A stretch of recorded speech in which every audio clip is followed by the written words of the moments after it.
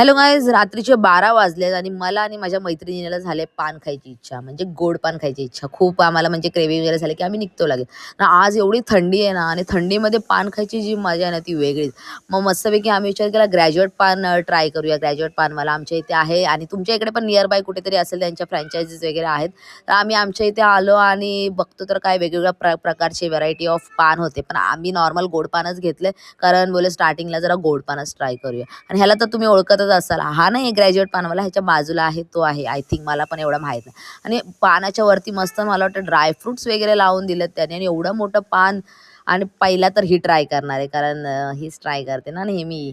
आणि हिच्या एवढा मोठा तोंडात जाणार नाही म्हणून तिने छोटासा घास घेतलाय. आता मी ट्राय करणार आहे. मी तुम्हाला एक्सप्लेन करते एक्झॅक्टली कसं लागतं हे पान एवढं मोठं. आणि ह्याच्या आतमध्ये फिलिंग बघा, पहिला तर गुलकंद वगैरे खूप काही काही व्हरायटी होते आणि खूप मस्त होतं.